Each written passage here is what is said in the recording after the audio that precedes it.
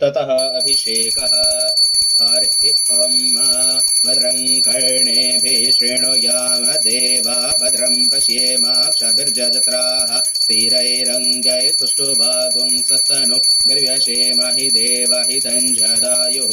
ॐ स्वस्ति न इन्द्रो वृद्धश्रवाः स्वस्ति नः पूषा विश्ववेदाः स्वस्ति नस्तारक्ष्यो अरिष्टनेमिः स्वस्ति नो बृहस्पतिर्दधातु। ॐ शान्तिः शान्तिः शान्तिः। हरि ॐ नमस्ते गणपतये त्वमेव प्रत्यक्षं तत्त्वमसि त्वमेव केवलं कर्तासि त्वमेव केवलं धर्तासि त्वमेव केवलं हर्तासि त्वमेव सर्वं खलविदं ब्रह्मासि त्वं साक्षादात्मासि नित्यं व्रतं वच्मि सत्यं वच्मि अवत्वं माम् अववक्तारम् अवश्रोतारम् अवदातारम् अवधातारम् अवानुचानमवशिष्यम् अवपश्चातात् अवपुरस्तात् अवोत्तरातात् अवदक्षिणातात् अवचोर्ध्वातात् अवाधरातात् सर्वतो मां पाहि पाहि समन्तात्।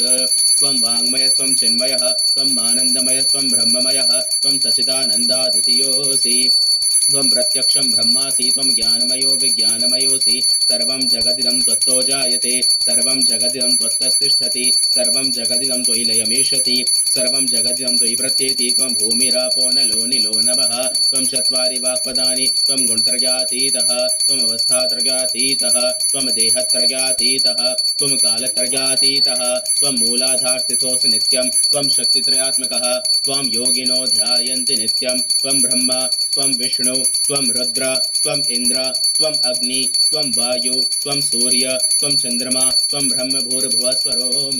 गणादिं पूर्वमुच्चार्य वर्णादिं तदनन्तरम् अनुस्वारः परतरः अर्धेन्दुलसितं तारेण रुद्धम् एतत् तवमनुस्रूपं ककारः पूर्वरूपम् अकारो मध्यमरूपम् अनुस्वारश्चान्त्यरूपं बिन्दोरुत्तररूपं नादः सन्धानं संहिता सन्धिः सैषा गणेश विद्या गणकऋषिः निःसृतगायत्री छन्दः गणपतिर्देवता। ॐ गं गणपतये नमः।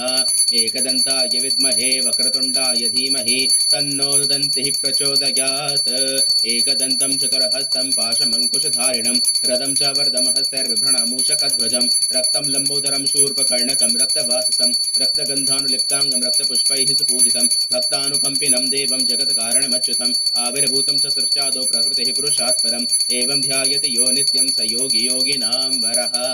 नमो व्रातपतये नमो गणपतये नमः प्रमथपतये नमस्ते अस्तु लम्बोदराय एकदन्ताय विघ्ननाशिने शिवसुताय श्रीवरदमूर्तये नमो नमः।